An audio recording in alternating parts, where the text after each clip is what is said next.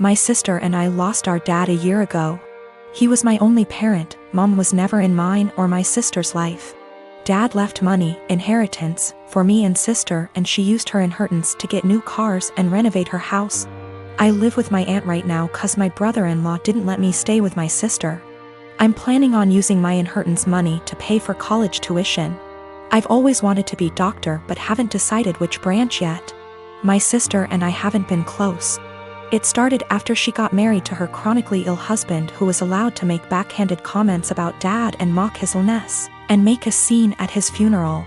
Only because he's ill and shouldn't be held accountable for his behavior. I've distanced myself, but my sister kept visiting a lot lately, venting about my brother-in-law's condition. He's been in and out the hospital for heart problems and in need for a surgery. She brought up my inheritance money several times, but I end up cutting the conversation. She then straight up asked if I could help pay for her husband's surgery and she'd pay back in less than a year. I felt uneasy cause if I give her money from my inheritance, which is a large amount, then there's no guarantee she'll pay back before it's time to apply for college. I'm taking a year gap, but I know my sister can't pay back that much and I felt I was risking my future. I refused to help and she had a meltdown at my aunt's house, calling me heartless, cruel with no empathy. She said that her husband's health should be a priority and I needed to help because education is nothing compared to someone's health, and asked if I'd be happy to see her as a widow and my nephew with no father. My aunt suggested others pay, but most of them cut my sister and her husband off. I argued that her husband's poor health isn't my fault after she kept blaming and guilt-tripping me. She kept crying, and although my aunt decided to stay out of it, she said that I should be prepared for permanent damage in my relationship with my sister if I don't help her now. She's been sending texts and pictures of her family telling me this is what I was saying no to. A happy, healthy family with a healthy husband and father. I cried and felt like I was being selfish, not good aunt and sister. I asked my friend and he said let them sell the cars and all the luxurious stuff they bought to afford the surgery, and warned me, if I give them money I'll never get it back and may not be able to go to medical school. Recently I got engaged to my amazing fiancée Amy. I was the happiest I have ever been when Amy said yes, and was nothing but excited for our wedding. We started planning the venues, the dates, and the invites.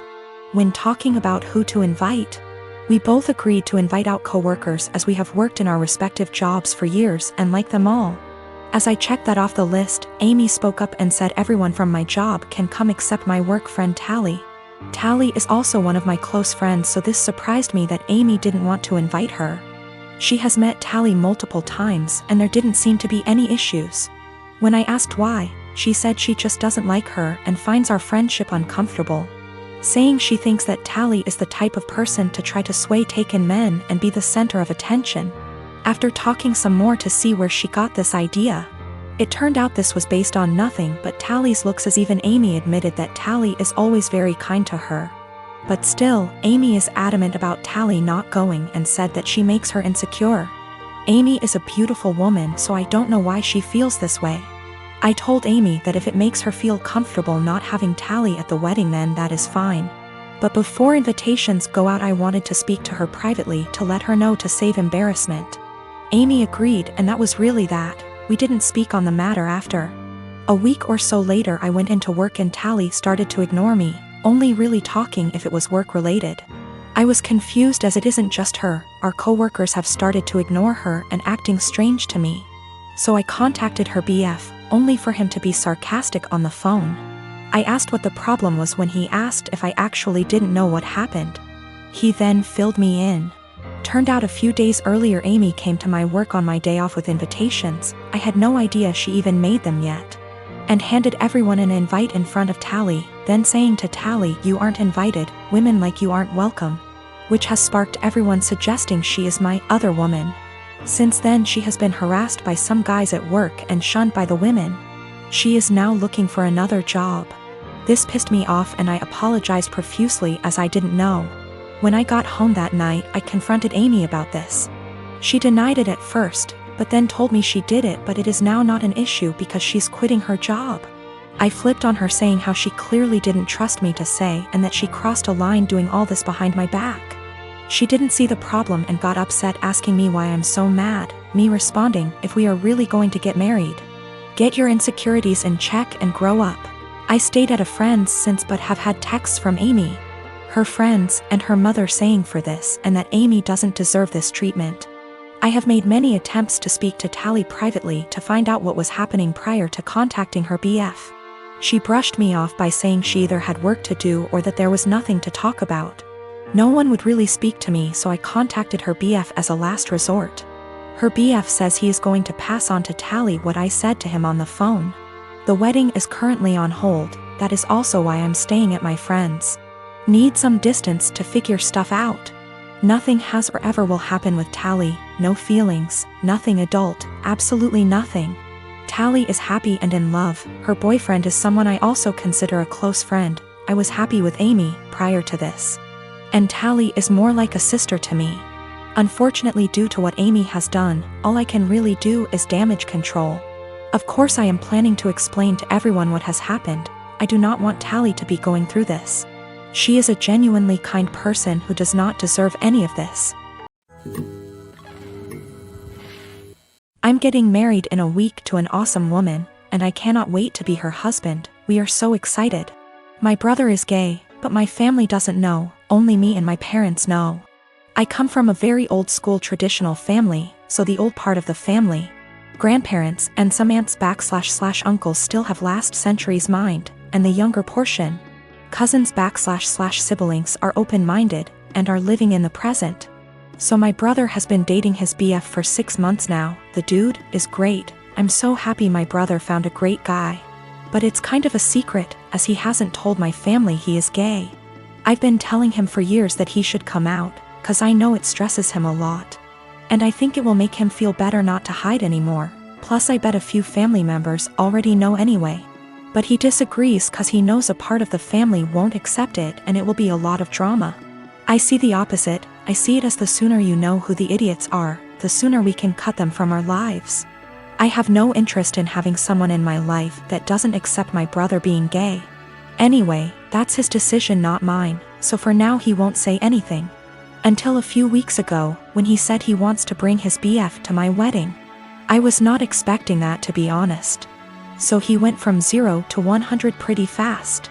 If it was any other occasion I would be supportive obviously, but I don't think my wedding day is the day to do that. Imagine all the drama and gossip and bullshit that would happen. And I don't want to get the attention away from my fiancé, that's her day.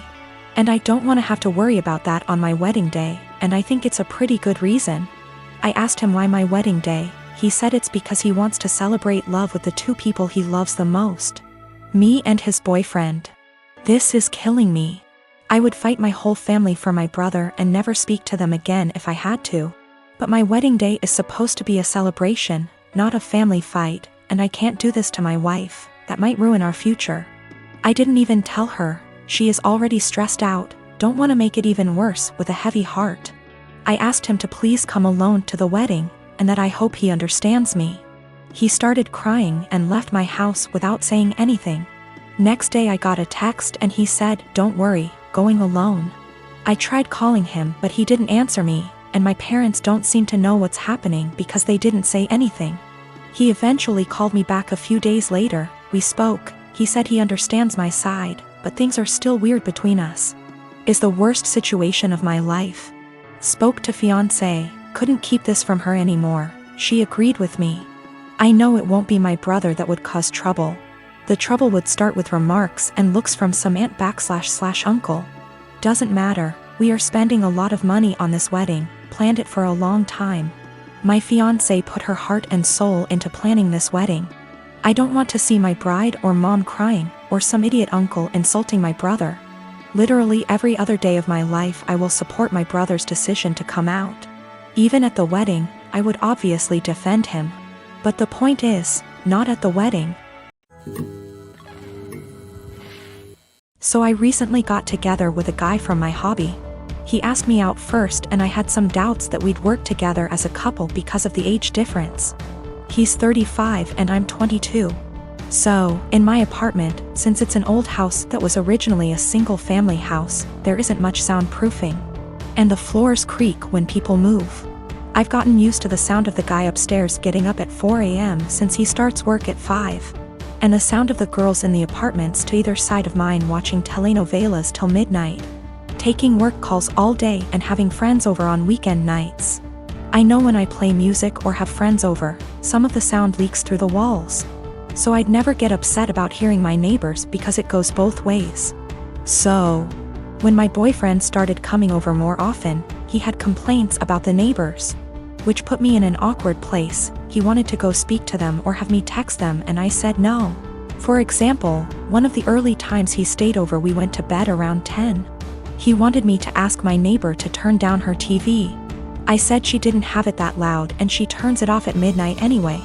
At 4 a.m., he got very irritated with my upstairs neighbor getting up and cooking breakfast. I said that he would be done by 5 because that's when his shift starts. At 7 a.m., he was still trying to sleep in, and the neighbor on the other side had some work calls that he said he couldn't sleep through. I offered him earplugs and he said he couldn't sleep with them in either. He wanted me to ask her to quiet down.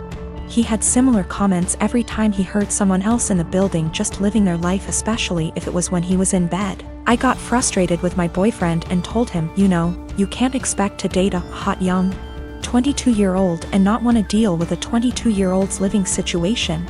I don't know if you realize, but this is a normal apartment for someone my age. Hell, my neighbors are pretty great. Nobody's throwing loud parties on work nights. Nobody's having screaming fights. Nobody's having babies.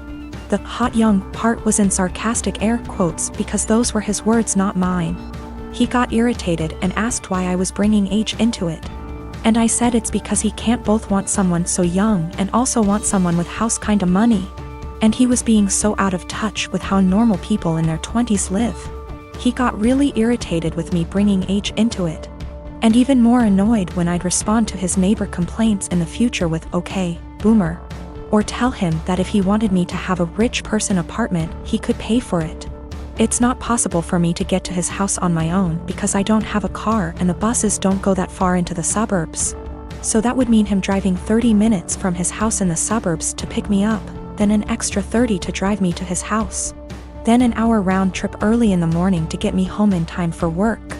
It's a lot easier for him to visit me in the city. I am using boomer as a joke or a figure of speech to say acting out of touch and entitled to tell other people what to do. It is a common figure of speech to say, "Okay, boomer," to someone who is acting entitled regardless of their actual age. It's more of a mindset thing. I googled his property records for his house and he co-owns it with a woman who shares his last name. Holy shit. I don't know if she's his wife or ex-wife or what, but I'm out of here. I'm honestly freaking out right now, but I just gotta say, great big thank you to everyone who noticed red flags and made me question that. I've blocked his number. He can have fun figuring out where I went.